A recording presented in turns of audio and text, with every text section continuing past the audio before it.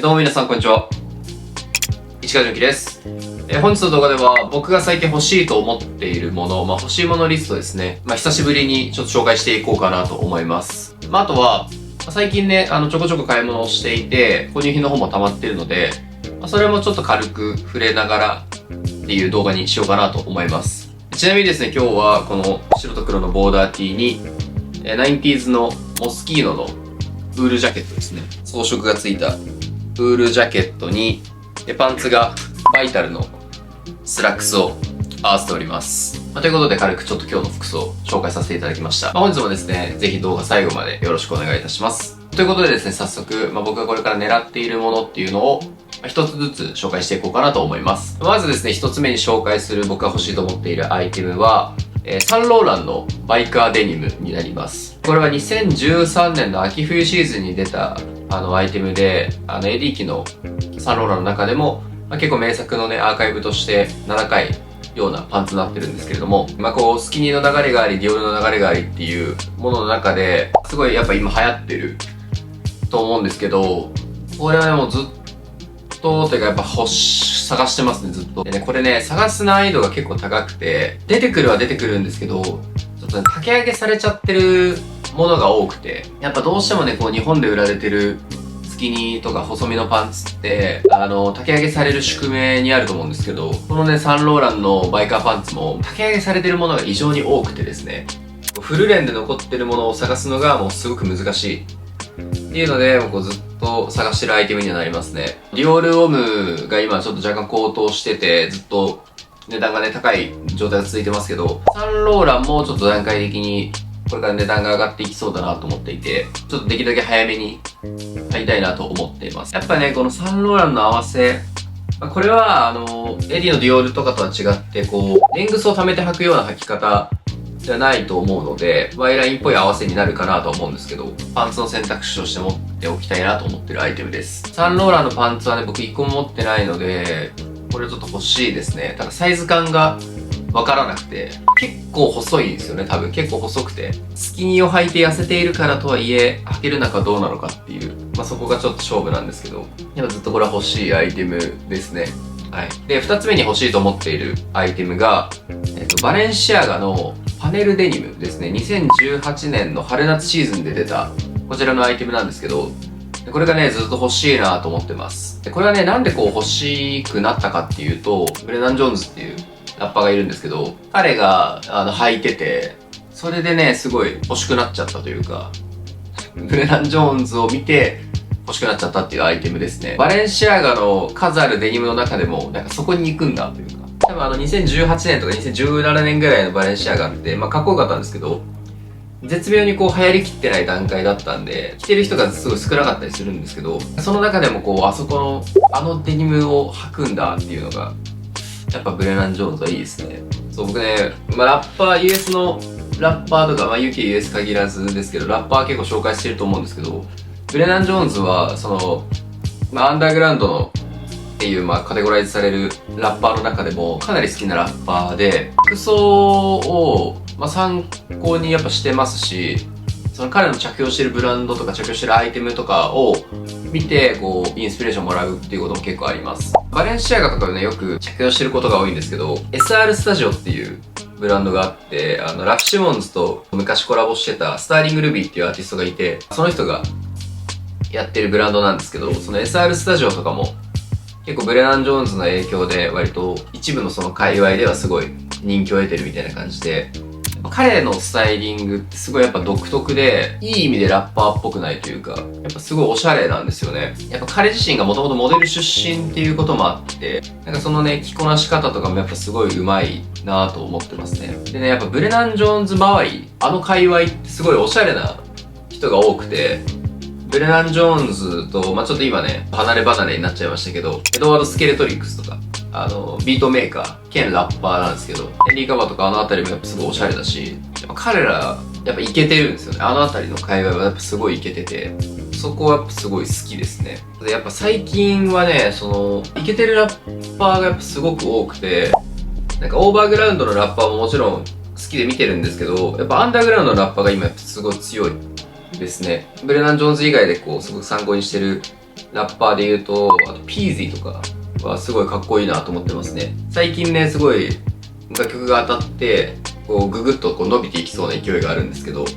ピージーの着こなしとかも、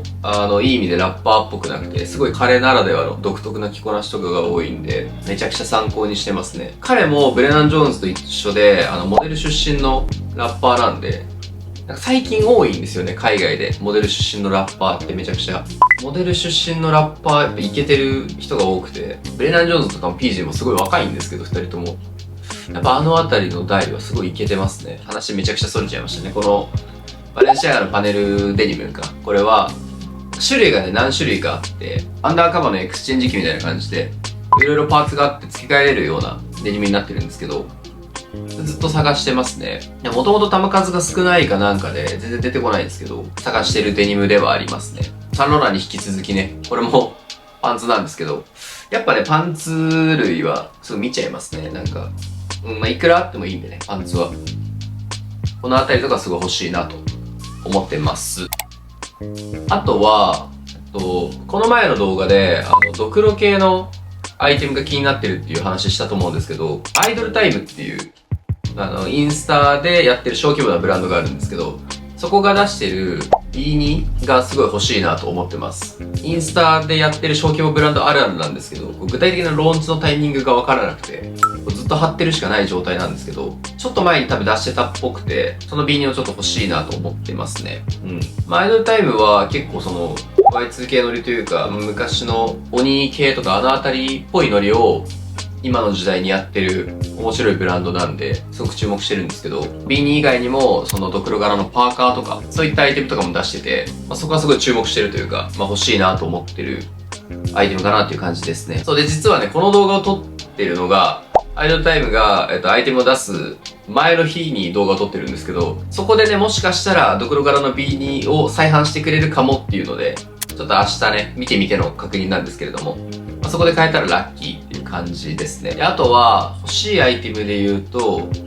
ちょっと小物系になるんですけど、グリルズが欲しくて、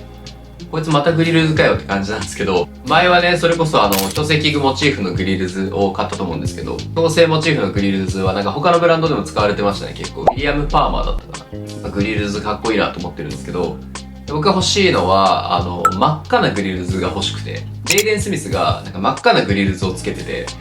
それ見て結構食らっちゃって、真っ黒なグリルズとか、森サンタナがつけてたようなグリルズとかはあると思うんですけど、赤のグリルズっていうのがすげえ斬新だなと思って、俺もちょっと赤いグリルズ欲しいなっていうので、狙ってるとかじゃないんですけど、なんか作りたいなと思ってますね。グリルズ自体なかなかつける機会がないんですけど、やっぱつけてるとね、すごいテンション上がるんで、次はね、赤いグリルズ。矯正のグリルズは、この上の段しか作んなかったんで、赤のグリルズ作るときはこう下の段もね、一緒にして、もう、ニッてやったときに、もう全部真っ赤みたいな状態にしたいなと思ってますね。周りからの受けは良くないんですけど、まあそんなの気にせずね、ちょっとグリルズ欲しいななんて思ってます。あとですね、まあ、欲しいアイテムとしては、プラダの26年秋冬のアイテムが欲しいなと思ってますね。そう、動画でね、触れるのが遅くなっちゃったんですけど、皆さん、プラダの26年の秋冬シーズンは見ましたでしょうか？めちゃくちゃかっこよかったですね、あれは。26年 SS シーズンのプラダは、正直ちょっと、まあ、いくら僕がラフが好きとはいえ、ちょっと微妙かなっていう感じだったんですけど、26AW のプラダがもうめちゃくちゃかっこよくて、あれはもう文句なしですね。ちゃんとね、まあ、僕が予想してた通り、こう、細身のスタイルで、かつ、ハットをね、取り入れてくるというところで、やっぱさすが、ラフ・シモンズは分かってますね、って感じで。で、中でも、いくつかね、これいいなと思ったアイテムあったんですけど、やっぱり一番はハットですね。コートと一体型になってるのか、どういう作りなのかわかんないんですけど、ちょっと多分一世三宅的な感じで、折りたためる、くしゃくしゃにもできるハットっていうのがやっぱ欲しいなと思ってますね。あれやっぱ良かったですね。ハットの中でも、こう、クラシックっぽくもあるんだけど、でもちゃんとモードな色もあるみたいな。バランスやっぱ絶妙だなと思います。ラフ・シモンズの一番強いところは、まあ、スタイリングもそうなんですけど、小物だと思ってて、ラフが作るね、小物やっぱかっこいいアイテムめちゃくちゃ多いんですよね。それがね、ようやく 26AW のプラダで出てきてくれて、すごい嬉しいなと思ってます。実物見てですけど、あれはもうめちゃくちゃ欲しいですね。26AW のプラダに関しては、全体で見たらやっぱかっこいいものが多かったんですけど、一個一個のアイテムで見ると結構癖が強いものが多いので、買う人がどれぐらいいるか、どうなんだろうっていう感じではあるんですけど、ハットは間違いなく買うかなと思ってます。はい。突然外からこんにちは。どうも、市川純喜です。動画の途中ですが、僕からお知らせがあります。この度、ノートを始めました。ノートでは YouTube や他の SNS で語りきれないところをブログ形式で詳しく喋っております。すでに第1回、第2回更新済みです。詳細は僕の動画のリンクから飛べるので、気になった方はぜひぜひ見てみてください。いつも皆さんがくれるリアクションが僕の励みになっております。なのでぜひこのノートでもフォロー、いいね、コメントたくさんしていただけたらすごく嬉しいです。以上、市川純喜からのお知らせでした。引き続き動画の本編お楽しみください。で、あとは、欲しいアイテムとかとはちょっと話が変わってきちゃうんですけど、前にも触れた通り、ちょっと昔に流行ってたブランドだったりとか、あとは、日の目を浴びてないブランドっていうのに、フォーカスすることが多くて、ちょっと前にオフホワイトだったりとか、ジバンシーだったりとかに触れたと思うんですけど、それよりももっと日の目を浴びてないブランドに最近はすごくフォーカスしていて、フェンディとか、あとはルブタンとか、ベルルッティ、ランバンとか、そのあたりですかね。絶妙にどのタイミングでも流行ってない一定のツーっていう感じのブランドを最近はチェックしてることが多くて、フェンディとルブタンに関しては、昔の2010年代のアイテムを着てる人、海外で結構いたりするんですけど、ベルルッティとランバンに関しては多分どのタイミングでも流行ってなかったので、そのあたりのアイテムをトレンドがね、ちょっと移り変わってきてて細身な流れになってると思うんですけど、それに合わせて使えるアイテムがないかなっていうので、今結構チェックしてる状態ですね。ここら辺は単純に逆張りで見てるっていうよりかは、取りこぼしたくないっていう感覚が強いですね。後から見返して、このブランドにこんなかっこいいアイテムあったんだとか、チェックしてなかったけど、この時代のこのブランドかっこいいなみたいな、そういう取りこぼしを僕はしたくなくて、なので常日頃から意識的に、自分がチェックしないブランドないかなっていうのをちょっといろんな方向にアンテナ張ってるんですけど、今列挙した4つのブランド、フェンディ、ルブタン、ベルルッティとか、ランバーあたりの、ちょっと大人めな感じなんですかね。あのあたりのブランドとかは、今結構チェックしてるかなっていう感じです。ルブタンとかはね、靴がやっぱすごいかっこいいですし、現行のルブタンに関しても、さっきのジェイデン・スミスの話と繋がりますけど、ジェイデン・スミスがクリエイティブディレクターになったんで、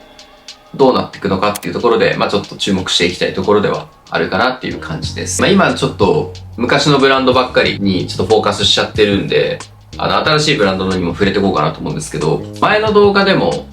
軽めに紹介したノーネームっていうインスタ発のブランドがあるんですけど、あそこのトップスかな？ちょっと面白いトップスがあって、あれもちょっと気になってるかなっていう感じがします。ただ、ああいうね、ちょっと大味なデザインのアイテムって結構飽きが早いんで、買っても着なくなることが多いかなと思ってるので、まだ様子見段階なんですけど、あのロンティはちょっと欲しいな、なんて、軽く狙ったりもしてますね。あと、現行のブランドで、注目してるところで言うと、日本初のブランドで、コブルドゥっていう、そこもすごいチェックしてますね。去年ぐらいからずっと継続的にチェックはしてるんですけど、ずっとかっこよくて、インスタとか見るとね、すごいわかるんですけど、写真がとにかくイケてて、あそこやっぱすごい好きなんですよね、僕は。レディースがメインのブランドではあるんですけど、メンズでも全然着れるようなアイテムとかも展開してて、世界観もすごくしっかりしてて、どうやって着るんだろうみたいな服をたくさん出してる。結構日本では珍しい攻めたブランドなんですけど、あのぐらい毒々しい感じが僕はすごく好きなので、コブルドゥとかすごくチェックしてますね、ずっと。先がとんがった靴を出してるんですけど、あれとかもやっぱすごくかっこよくて、コブルドゥは結構注目して見てるブランドの一つではありますね。で、注目してるブランドの、流れで言うんであれば、もう一個日本のブランドで、ベメルクングっていうブランドがあって、で、これはね、僕が、ドロップ東京のインタビューで、注目してるブランドっていう質問に対して答えたブランドなんですけど、コムデ・ギャルソンでパタンナーをやってた方がやられてるブランドなのかななんですけど、攻めたデザインのアイテムっていうのがすごく多くて、最近の気分的にも難しい服を着たいっていうマインドもそうなんですけど、にもすごい合ってて、どう着こなすんだみたいな服を多く出してるブランドっていう印象がありますね。現行で言うと割とそのあたりですかね。コブルドゥとベメルクング、どっちも日本のブランドですけど、何かを買いたいなってずっと思ってて、自分でもこう、着れるいいアイテムがないかなっていうのをずっと見てます。はいって感じで、僕が気になってるアイテムをちょっと淡々と紹介していってるんですけれども、ちょっとね、ここで気分を変えて、最近僕が買ったものを、ちょっと唐突なんですけど、軽くね、紹介していこうかなと思います。で、まず一つ目はこちらですね。はい。プラダのチェックシャツを購入しました。これはね、結構前に買ったアイテムではあるんですけれども、僕のインスタ見ていただければわかると思うんですけど、最近結構な頻度で登場してるアイテムになっております。で、なんかね、今ね、こういうちょっとこのベーシックなチェックシャツを、なんかスウェットだったりとか、ニットのインナーに入れて着るっていうのにすごくハマってて、なんかね、最近はその着こなしをやってることがすごく多いですね。こういうチェックシャツって古着とかでも探してもいいんですけど、古着とかで探しちゃうと結構なんかアメカジっぽいテンション感に寄りがちというか、ちょっとカジュアルな感じに寄りがちなんですけど、プラダとかで探すと、なんかこう品が出るというか、絶妙なね、感覚の違いなんですけど、なんかそういうのが良くて気に入って着てるアイテムかなっていう感じです。これ結構な頻度で着てますね。あとはシューズ類ですね。こちらですね。まず1199の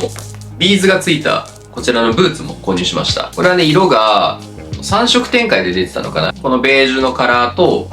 グレーと、あと、もう少し濃い茶色かな。の3色展開で出てたんですけど、一番、アグに近い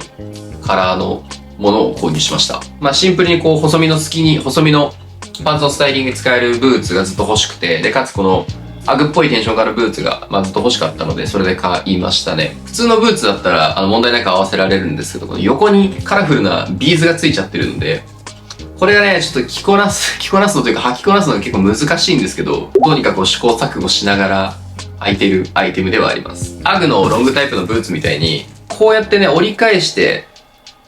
履けないこともないんですけど、基本的にはこう、まっすぐにして履いてるかなっていうブーツです。これも今後の着こなしで出てくると思うので、ぜひぜひチェックしてみてください。で、あとは、こちらですね。蝶ネクタイ。ついに、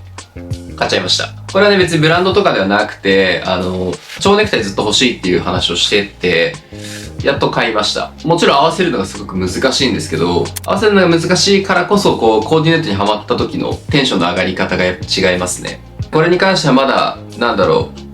これだっていう100点のスタイリングを思いつけてはいないんですけど、これからね、ちょっと着こなしで、たくさん使っていきたいアイテムではありますね。なんかちょっとしたね、パーティーとかにも多分つけていけると思うので、ちょっとしたパーティーなんて行ったことないんですけど、こういったアイテムはいいかなと思います。蝶ネクタイってね、これからちょっと流行るんじゃないかなって僕思ってて、海外とかでもまだつけてる人全然いないんですけど、みんながそろそろ蝶ネクタイのかっこよさに気づくんじゃないかなっていうので、ちょっといつも通り先取りで手に入れたっていうアイテムです。これも、そのうち多分着こなしとか、インスタかなんかで上げたりすると思うんで、ぜひぜひチェックしてみてください。って感じで、以上がね、僕の軽い購入品、ちょっと少ない3点なんですけれども、紹介させていただきました。で、あとね、欲しいもので言うと、スニーカーが欲しいなと思ってて、僕、靴たくさん持ってるんですけど、スキニーに合わせられるような靴を持ってなくて、バレンシアガのハイカットのスニーカーとかあるんですけど、なんかあれ以外に、こう黒で割とベーシックなものが欲しいなずっと思ってて、中でもバンズのハーフキャブよりこうスケボー向けのラインがあるんですけど、ハーフキャブのローテクなスニーカーが欲しいなと思ってます。細身なパンツとの相性もすごくいいし、履いてる人もね意外といないかなっていうので、ちょっと狙ってるスニーカーではありますね。ちょっと前はね、ちょっとデカめなスニーカーとかボリュームのあるスニーカーがやっぱ流行ってた分、その反動でちょっと割とスタイリッシュな、ローテクなスニーカーっていうのをずっと見てることが多いかなっていう感じです。昔流行った、ラフシモンズの、オズウィーゴとか、あたりとかもすごいかっこいいなと思うし、アリクスとナイキがコラボしてた、エアフォースワンとか、あたりとかも今見ると、すげえかっこいいなと思ってて、なんかそこら辺を結構チェックして、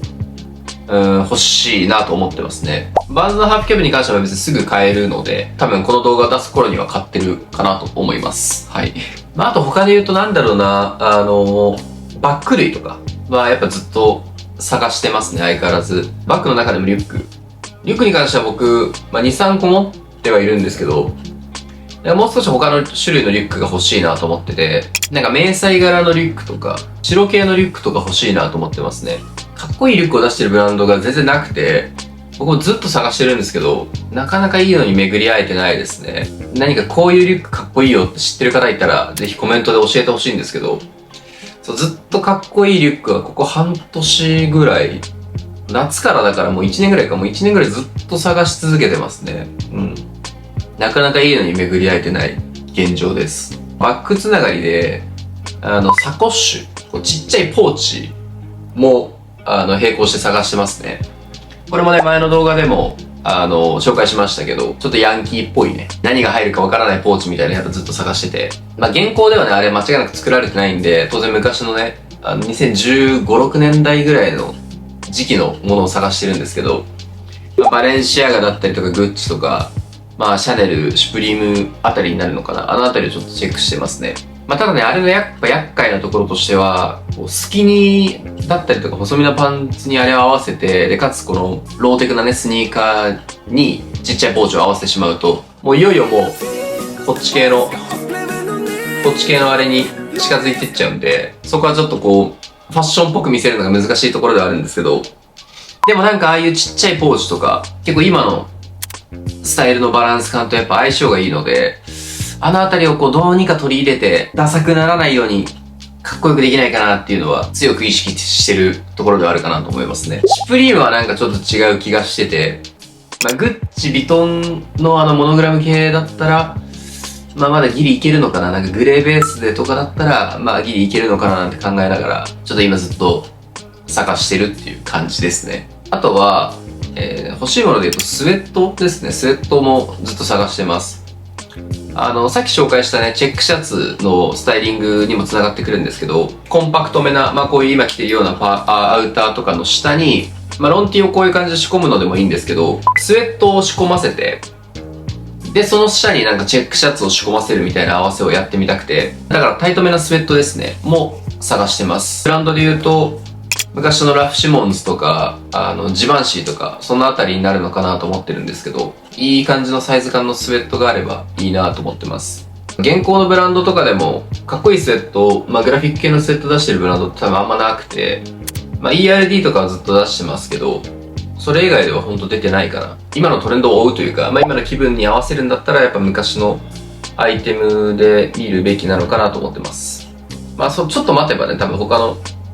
現行のブランドでも出てくるようになると思うんですけど、まあ今段階は、まあ昔のブランドで探すしかないかなっていう感じですね。まあ、やっぱりリカルド・ティッシュのジバンシーだったりとか、まあ値段結構ついちゃってますけど、アーカイブのラフシモンズとか、あのあたりのアイテムはやっぱかっこいいなと思いますね。うん。春に向けて、そういうスタイリングをちょっと積極的にしていきたいなと思ってます。うん。具体的にこれが欲しいっていうアイテムは、最初に紹介したサンローラン以外はないんですけど、まあなんとなく気分的にこういうアイテムが欲しい。まあ皆さんも多分似たような気分になってきてると思うんですけど、まあこう今紹介したアイテムがちょっと気になってるかなっていう感じですね。うん。まあ本日の動画はですね、僕がまあ今狙ってるアイテム、まあこれから欲しいなと思ってるアイテムをまあ軽く紹介させていただきました。毎回の動画で言ってるんですけれども、まあ皆さんの、欲しいアイテムとかもすごく気になるので、こういうアイテム狙ってるようだったりとかっていうのをコメントで教えてくれたらすごく嬉しいです。はい。ということでですね、本日も動画最後までご視聴いただきありがとうございました。また次回の動画でお会いしましょう。それでは。